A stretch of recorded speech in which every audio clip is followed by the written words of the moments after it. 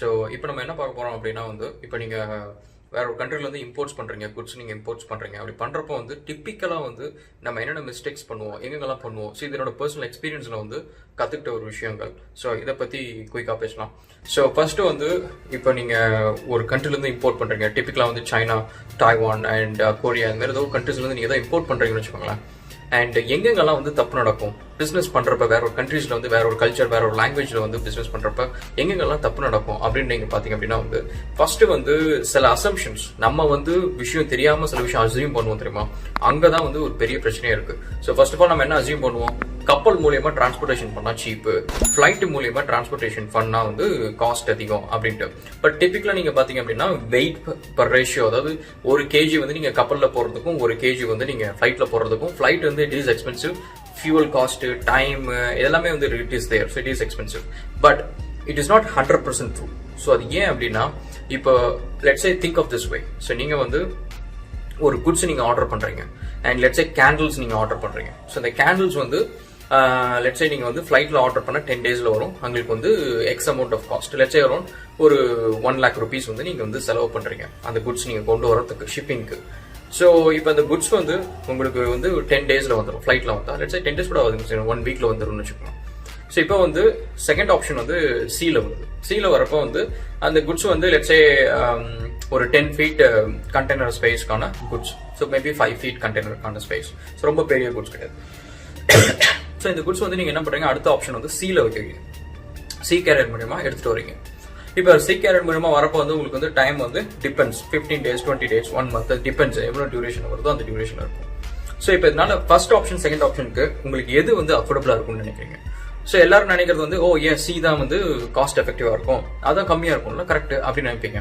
But இதுல நீங்க யோசிச்சு பாத்தீங்க அப்படின்னா வந்து ஃபர்ஸ்ட் ஃபிளைட்ல வர்றது வந்து உங்களுக்கு குயிக்கா வந்துடும், ஃபியூ டேஸ்ல வந்துடும் அண்ட் உங்க டோருக்கே வந்துடும் அண்ட் நீங்க வந்து அதை சேல் பண்ண ஆரம்பிச்சிடலாம். ஸோ pretty much 1 monthக்குள்ளார நீங்க வந்து லெட்ஸ் சே ஒரு 1000 கேண்டில்ஸ் ஆர்டர் பண்றீங்கன்னு வச்சுக்கோங்க. அந்த 1000 மெழுகுவர்த்தி நீங்க ஆர்டர் பண்ணதுல வந்து நீங்க வந்து ஒரு 500 வித்துடுறீங்க ஒரு மாசத்துல. ஒரு மாசம் it's still a long time. Even ஒரு நாளைக்கு வந்து 10 கேண்டில் வந்து நீங்க வித்தா கூட ஒரு மாசத்துக்கு வந்து 500 கேண்டில்ன்றது it's affordable, we can do it. So அந்த அமௌண்ட்டை வந்து you are recovering, so recovering some cost in it. So இப்போ இந்த செகண்ட் ஆப்ஷன் வந்து நீங்க போடுற மாதிரி வந்து சீல வருது, அது 1 month ஆகுது. ஃபர்ஸ்ட் டைம் ஒரு ப்ராப்ளம். ஸோ டைம் வந்து நீங்க 1 month நீங்க லூஸ் பண்றீங்க, அந்த லீட் டைம் வந்து 1 month நீங்க லூஸ் பண்றீங்க. 1 monthக்கான பொட்டன்ஷியல் பையர்ஸ், சேல்ஸ் இது எல்லாமே வந்து ஹோல்ட் ஆகுது. அந்த டைம்ல நீங்க பாத்தீங்க அப்படின்னா வந்து ஸ்டோரேஜ்க்கு வந்து ஏதாவது எக்ஸ்ட்ரா வச்சிருந்தீங்க அப்படின்னா அதுக்கு பே பண்ணுவீங்க. செகண்ட் உங்க ஸ்டாஃப்ஸ்க்கு நீங்க பே பண்ணுவீங்க அண்ட் உங்களோட platform, website, hosting, marketing, so இந்த மாதிரி நிறைய விஷயத்துக்கு வந்து அந்த 1 month நீங்க பே பண்ணிருப்பீங்க. ஸோ இந்த காஸ்ட் நீங்க கொஞ்சம் யோசிங்க. செகண்ட் வந்து சீல வந்து பண்றப்ப வந்து quantity is what actually makes it profitable. So அதாவது நீங்க சின்ன குவான்டிட்டியை நீங்க சீல பண்ணீங்க அப்படின்னா வந்து உங்களுக்கு காஸ்ட் அதிகமா இருக்கும். ஏன் அப்படின்னா வந்து இதுல வந்து LCL அப்படின்னு சொல்லுவாங்க. சீல வந்து நீங்க வரப்போ வந்து கண்டெய்னர்ல தான் ஷிப்மெண்ட் வரும். ஸோ அந்த கண்டெய்னர்ல வந்து FCL, LCL இருக்கு. ஸோ FCLனா ஃபுல் கண்டெய்னர் லோட், அதாவது நீங்க வந்து ஒரு 40 foot கண்டெய்னர், 20 foot கண்டெய்னர் என்ன சைஸ் இருக்குதோ அந்த ஃபுல் கண்டெய்னரும் வந்து நீங்க ஃபுல்லா ஆக்கிபை பண்ணிக்கிறீங்க. அப்படி ஆக்கிபை பண்றப்ப அந்த ஃபுல் கண்டெய்னரோட பிரைஸ் நீங்க பே பண்ணுவீங்க. ஸோ லெட்ஸ் சே வந்து அந்த கண்டெய்னரோட பிரைஸ் வந்து 2 lakhs, 3 lakhs அப்படின்னா அந்த 2 lakhs, 3 lakhs நீங்க பே பண்ணுவீங்க. பட் அதுக்கான அமௌண்டான குட்ஸ் நீங்க அவ்வளோ குட்ஸ் நீங்க எடுத்துட்டு வருவீங்க. ஸோ வெரஸ் வந்து நீங்க LCL போறீங்க அப்படின்னா வந்து லெஸ் கண்டெய்னர் லோட், அதாவது நீங்க ஃபுல் ஸ்பேஸ் எடுத்துக்க மாட்டீங்க, அதுல ஒரு போர்ஷன் மட்டும் நீங்க எடுத்துப்பீங்க, மற்ற போர்ஷன்ல மற்றவங்க எல்லாம் இருப்பாங்க.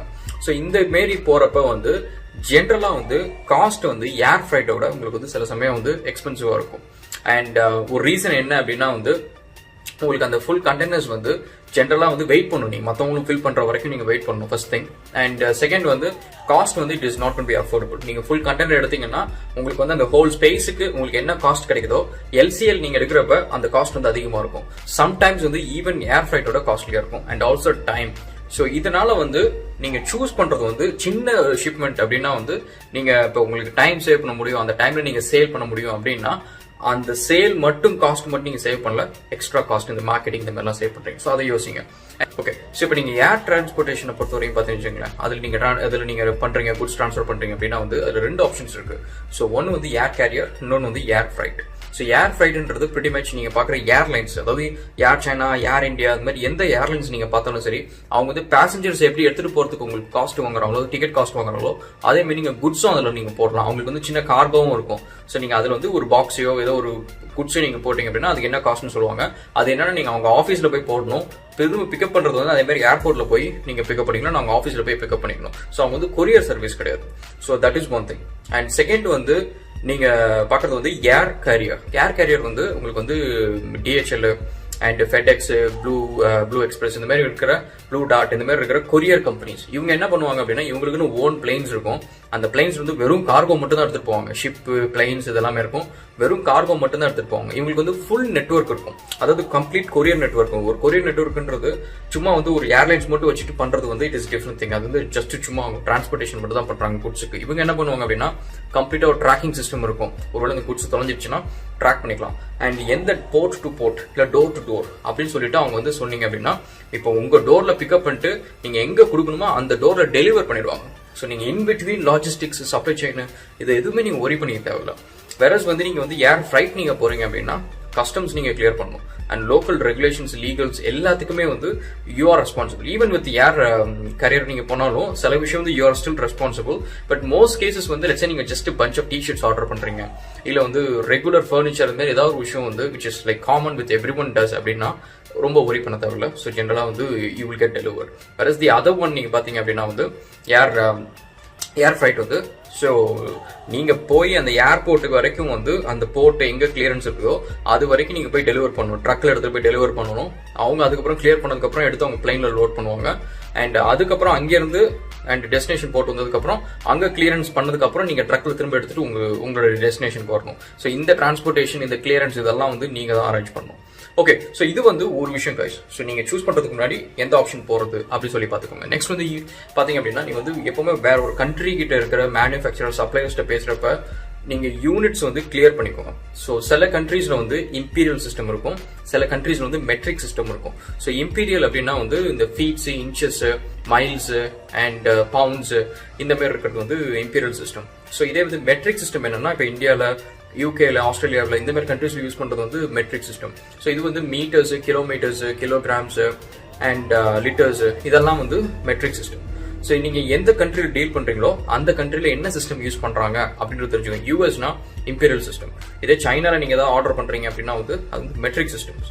ஸோ நீங்க வந்து சம்டைம்ஸ் நீங்க சொல்றப்ப எனக்கு வந்து 2 meters வேணும் அப்படின்னா வந்து அவங்க வேற சிஸ்டத்துல இருக்கிறாங்க அப்படின்னா it's better to you actually check with their units அது எவ்வளோ கன்வர்ஷன்ஸ். இப்போ 1 meter வந்து let's say some எத்தனை ஃபீட் அப்படின்னா அது எத்தனை ஃபீட்டோ அதை கன்வெர்ட் பண்ணி நீங்க கிளியரா அவங்களுக்கே சொல்லிடுங்க. இல்லை அவங்க சொல்றதை நீங்க செக் பண்ணணும்.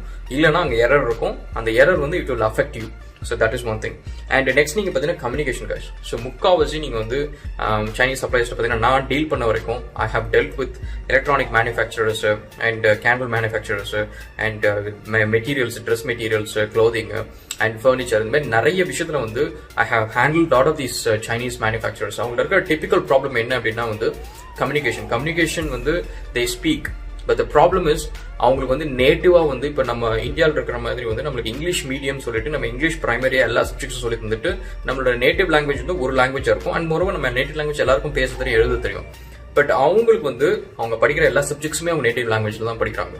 ஸோ அதனால வந்து அவங்களுக்கு இங்கிலீஷ்ன்றது ஒரு தேர்ட் லாங்குவேஜ் மாதிரி தான். ஸோ அப்போ வந்து அவங்க கரெக்டா இருக்கு இதுதான் அப்படின்னு நினைச்சிட்டு பேசுறது கரெக்டா இருக்காது ஒருவேளை.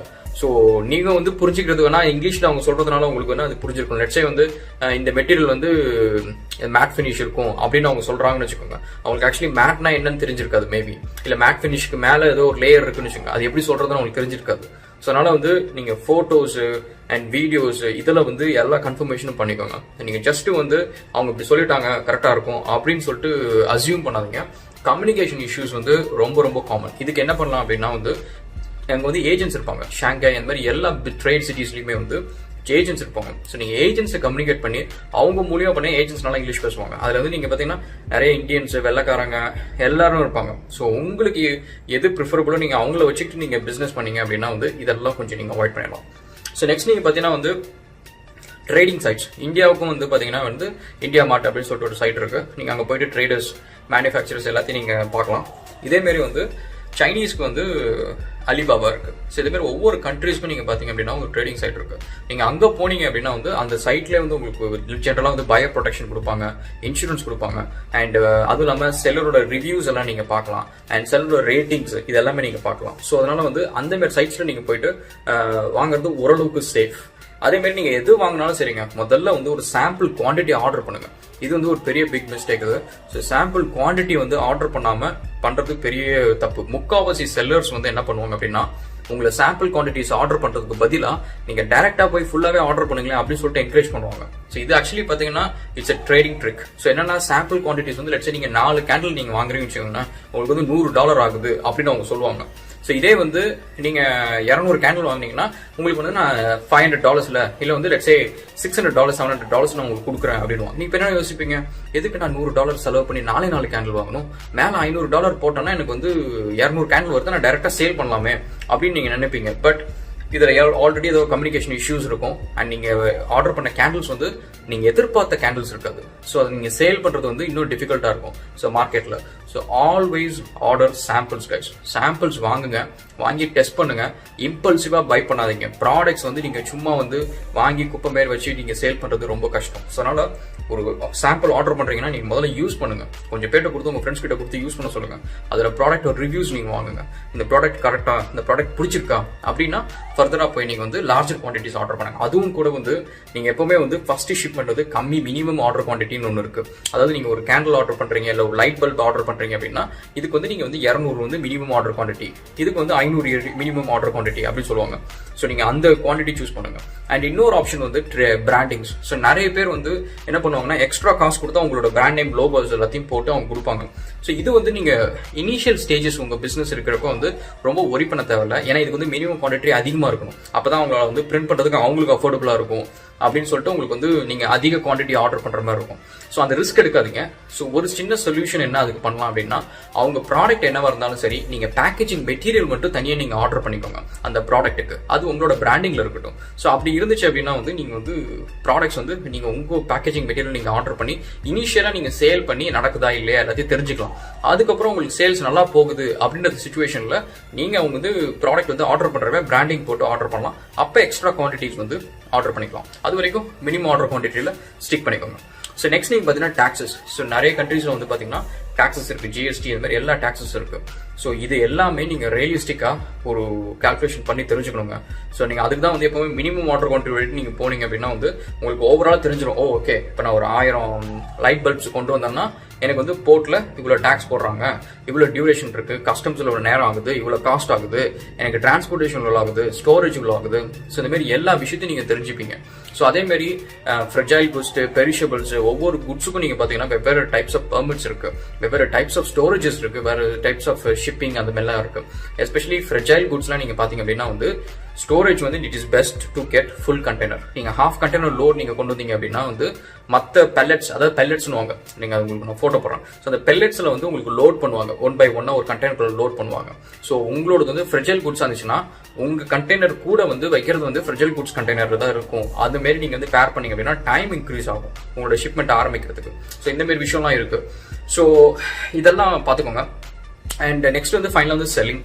ஸோ செல்லிங்கை பொறுத்த வரைக்கும் உங்களுக்கு நீங்க ஒரு குட்ஸ் வாங்குறீங்க அண்ட் மார்ஜின் வந்து லெட்ஸ் சே 100 ரூபாய்க்கு வாங்குற குட்ஸ் வந்து நீங்க 150 ரூபாய்க்கு விற்கிறீங்க அண்ட் உங்களோட மார்ஜின் வந்து 50 rupees அப்படின்னா நீங்க ஆக்சுவலி 50 rupees உங்க பாக்கெட்டுக்கு வராது. ஸோ நீங்க ஏன்னா அந்த குட்ஸ் வந்து நீங்க இப்போ இன்னைக்கு 100 லைட் பல்ப்ஸ் வாங்குறீங்க அப்படின்னா வந்து 100 லைட் பல்ப்ஸ் நாளைக்கு வித்துறாது. ஸோ அது 100 விற்கிறதுக்கு லட்சம் ஒரு 2 மாசம் 3 மாசம் ஆகுதுன்னு வச்சுக்கோங்க. அந்த 3 மாசத்துக்கு உங்களோட சேலரியோ உங்க ஸ்டாஃபோட சேலரியோ அண்ட் அதுக்கப்புறம் மார்க்கெட்டிங் எக்ஸ்பென்ஸ், ஸ்டோரேஜ் எக்ஸ்பென்ஸ், நீங்க இந்த ஷிப்மெண்ட் பண்ற அந்த எக்ஸ்பென்ஸ் இது எல்லாத்தையும் டிடெக்ட் பண்ணிட்டு அந்த 150 ரூபாயில உங்களோட ஆக்சுவல் மார்ஜின் நீங்க பாத்தீங்கன்னா லட்சம் அரௌண்ட் 10 ரூபா 15 ரூபா இருக்குன்னு வச்சுக்கோங்க. ஸோ நீங்க அதுதான் உங்களோட டார்கெட்.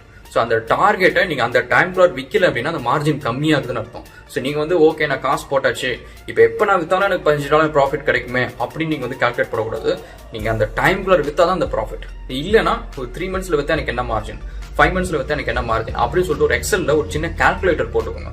போட்டுக்கிட்டா தான் நீங்க வந்து ஈஸியா வந்து இந்த மார்ஜின்ஸ் மெயின்டைன் பண்ண முடியும். Okay guys, so will catch up in another video.